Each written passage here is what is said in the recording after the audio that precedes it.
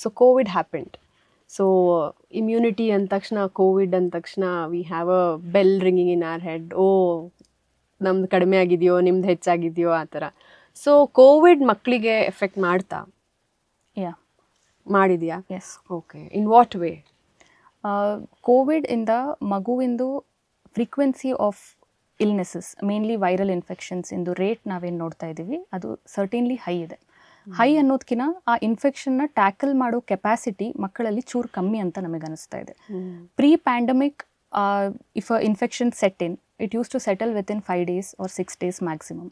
ಈಗ ಅದನ್ನು 5 daysಲ್ಲಿ ಸೆಟಲ್ ಮಾಡೋದು ನಮ್ಮ ಕೈಲಿ ತುಂಬ ಕಷ್ಟ ಆಗ್ತದೆ. ಆ್ಯಂಡ್ ಸರ್ಟೇನ್ಲಿ ಪ್ಯಾಂಡಮಿಕ್ ಇಂದನೇ ಅದು ರೀಸನ್ ಆಗಿರ್ಬೋದು. ಒಂದು pandemic definitely, as you know, would have ಎಲ್ಲ ಕಡೆ ಕೇಳ್ತಾ ಇದ್ದಾರೆ, work from home has increased after the pandemic. But as a paediatrician I feel play from home has increased after the pandemic. So ತಂದೆ ತಾಯಿ ಜೊತೆಗೆ ಮಕ್ಕಳು ಮನೆಯಲ್ಲೇ ಇರ್ತಾ ಇದ್ದಾರೆ. ಸೊ ಇದೆಲ್ಲ ಪ್ಯಾರಾಮೀಟರ್ ಇಂದ ಅವ್ರ ಇಮ್ಯುನಿಟಿ ಕಾಂಪ್ರಮೈಸ್ ಆಗ್ತಾ ಇದೆ. And important point is the allergies. The number of allergies, the number of wheezing cases ನಾವು ಡೇ ಟು ಡೇ ನೋಡ್ತಾ ಇರೋದು ತುಂಬ ಹೆಚ್ಚಿಗೆ ಆಗಿದೆ ಪೋಸ್ಟ್ ಕೋವಿಡ್.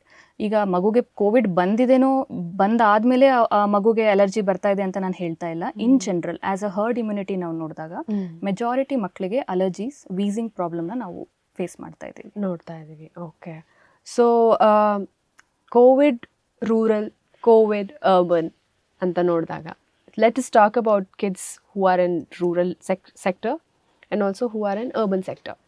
ಸೊ ಅವ್ರಿಗೆ ಅಷ್ಟು ಜಲ್ದಿ ಕಾಯಿಲೆ ಬೀಳಲ್ಲ, ಬಿದ್ದರೂ ಅವ್ರಿಗೆ ಜಲ್ದಿ ಯಾರೂ ಆ್ಯಂಟಿಬಯೋಟಿಕ್ಸ್ ಕೊಡೋಕ್ಕಿರಲ್ಲ. They have to pick it up, right? ಈ 3 ದಿನ ಆದಮೇಲೆ, 5 ದಿನ ಆದಮೇಲೆ ಅವರೇ ಆರಾಮಾಗ್ತಾರೆ. That is how the immunity builds, right, over time. So here what is happening just the opposite. ಒಂದಿನ ಜ್ವರ ಬಂತಂದರೆ ಹೋಗಬೇಕು, ಮಾಡಿಸ್ಕೊಂಬರ್ಬೇಕು. So what is happening here? So how do you differentiate rural health of a child and urban health? ಇದಕ್ಕೊಂದು simple answer ಅಂದರೆ ಆ್ಯಂಕ್ಷಿಯಸ್ನೆಸ್. Knowledge ಎಲ್ಲಿ ಭಾಳ ಬರುತ್ತೋ ಆ್ಯಂಕ್ಷಿಯಸ್ನೆಸ್ ಅಲ್ಲಿ ಭಾಳ ಬರ್ತಾ ಇದೆ. So urban parents have an abundance of knowledge. ಎಲ್ಲ ಸೋಷಿಯಲ್ ಮೀಡಿಯಾ ಪ್ಲಾಟ್ಫಾರ್ಮ್ನಲ್ಲಿ ಒಂದು ಚಿಕ್ಕ ವೈರಲ್ ಇನ್ಫೆಕ್ಷನ್ ಆದ್ರೂ they will keep searching on it. So the moment ಅವರಿಗೆ ಅದರದ್ದು ಕಾಂಪ್ಲಿಕೇಶನ್ ಗೊತ್ತಾಗ್ತಾ ಇದೆ, ಇದರಿಂದ ಇದೆಲ್ಲ ಆಗ್ಬೋದು ಅನ್ನೋದು ಗೊತ್ತಾದ ಕೂಡಲೇ ಅವರು ಆ್ಯಂಕ್ಷಿಯಸ್ ಆಗ್ತಾ ಇದ್ದಾರೆ.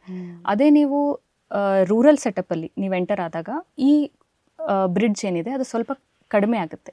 ಅಲ್ಲೂ ಇನ್ಕ್ರೀಸ್ ಆಗ್ತಾ ಇದೆ, ಬಟ್ ಅವ್ರದ್ದು capability of understanding the social platform is a bit is not up to the mark as compared to urbanisation, right? So ಆ ಪಾಯಿಂಟ್, ಆ ಆ್ಯಂಕ್ಷಿಯಸ್ನೆಸ್ ಯಾವಾಗ ನಿಲ್ಲುತ್ತೋ, ಸೊ ಪೇರೆಂಟ್ಸಿಗೆ ಧಾರಾಳವಾಗಿ ಅನಿಸುತ್ತೆ ದಟ್ ಈ ಇನ್ಫೆಕ್ಷನಿಂದ ಆರಾಮೇ ಆಗುತ್ತೆ ಬಿಡು ಮಗು ಅಂತ. But it never feels light ಅಲ್ಲಿ ಹೈಜೀನ್ ಇಲ್ಲ, ಇಲ್ಲಿ ಹೈಜೀನ್ ಇದೆ, ಆ ರೀತಿನೂ ನಾವು ಅನ್ಕೊಳೋದಕ್ಕಾಗೋದಿಲ್ಲ. ಎಲ್ಲ ಪೇರೆಂಟ್ಸ್ ಅವ್ರ ಮಗುನ ಎಷ್ಟು ಪಾಸಿಬಲ್ ವೇನಲ್ಲಿ ಹೈಜೀನ್ ಪ್ರಾಕ್ಟೀಸ್ ಮೇಂಟೈನ್ ಮಾಡಬೇಕು ಅಷ್ಟವ್ರು ಮಾಡ್ತಾರೆ. ಓನ್ಲಿ ಅವೇರ್ನೆಸ್ ಲ್ಯಾಕಿಂಗ್ ಎಲ್ಲಿದೆ ಅಂದರೆ ಇಲ್ಲಿರೋರಿಗೆ ಆ ಕಾಂಪ್ಲಿಕೇಶನ್ ಏನಂತ ಈಸಿಲಿ ಗೊತ್ತಾಗುತ್ತೆ. ಅರ್ಬನ್ ಸಿಟೀಸ್ನವರಿಗೆ, ಅವರಿಗೆ ಎಂಡ್ ಸ್ಟೇಜ್ ತನಕ ಬರೋ ತನಕ, ಮೋರ್ ಕಾಂಪ್ಲಿಕೇಟೆಡ್ ಆಗೋ ತನಕ ರೂರಲ್ ಬ್ಯಾಕ್ಗ್ರೌಂಡ್ ಅವರಿಗೆ ಅಷ್ಟು ಈಸಿಲಿ ಗೊತ್ತಾಗೋದಿಲ್ಲ. Okay, super. So you mean to say it is differing. ರೂರಲಲ್ಲೂ ಕೂಡ ಇನ್ಕ್ರೀಸಿಂಗ್ ಕೇಸಸ್ ಆಫ್ ಇನ್ಫೆಕ್ಷನ್ಸ್ ಇದ್ದಾವೆ, ಬಟ್ ಬಿಕಾಸ್ ಆಫ್ ಸೋಷಿಯಲ್ ಮೀಡಿಯಾಯಿಂದ ಸ್ವಲ್ಪ ದೂರ ಇರೋದ್ರಿಂದ ಜಾಸ್ತಿ ಎಫೆಕ್ಟ್ ಮಾಡ್ತಿಲ್ಲ ಅವ್ರಿಗೆ ಅಂತ. So thank you for this. Infection ಆಗಿದೆ ಅಂತ ಇಟ್ಕೊಳ್ಳೋಣ. So when is the right time to take antibiotics? Antibiotics ಅಂದ ತಕ್ಷಣ we have a panel sitting and discussing. ಕೊಡಲೇಬಾರ್ದು, ಕೊಡಬೇಕು, ಸ್ವಲ್ಪ ಕೊಡಬೇಕು.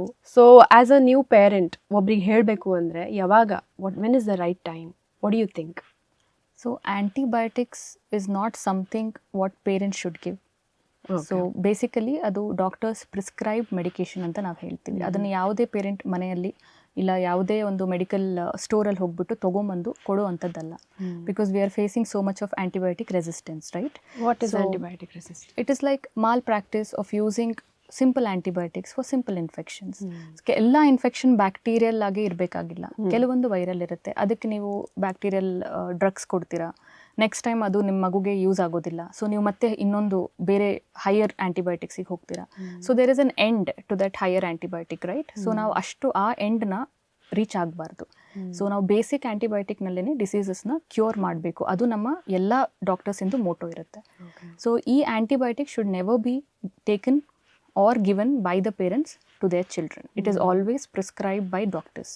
ಓಕೆ ಸೆಕೆಂಡ್ ಥಿಂಗ್, ಯಾವಾಗ ಶುರು ಮಾಡಬೇಕು ಅಂತ ನೀವು ಕೇಳಿದ್ರೆ, ಯೂಶಲಿ ನಾವು 3 to 4 days we wait if the symptoms settle, child is It better. is for all the infection you're talking, or Ideally it is so. See, Okay. there are so many infections, right? Some kid will come with an acute emergency crisis. Okay, so some child is very much sick. So, and if we feel at that point of time it can be a bacterial infection, we probably start on day 1. It all depends on our clinical judgment. So when are we going to start, right? So a parent sitting at home gets a child with just a day of fever, ಮಗು ಆರಾಮಿದೆ, active ಇದೆ, alert ಇದೆ, ಆ ಥರ ಮಕ್ಕಳಿಗೆ antibiotic start ಮಾಡೋದ್ರಲ್ಲಿ there is no point. There is certain complicated cases where we usually start probably more than a single antibiotic two. ಸುಮ್ಮನೆ viral fever ಬಂತು, cold ಆಯಿತು, ಏನೋ ಆಯಿತು, ಚಿಕ್ಕ ಫ್ಲೂ ಬಂತು, we don't have to take antibiotics ಅಂತ ಅಂತಿದ್ದೀರಾ. Definitely not. So it's a high end of medicine, so it should be given by a doctor himself or herself. Yeah, and it should be reserved for the cases which actually needs it. Right, that is true, right? Yeah. Yes.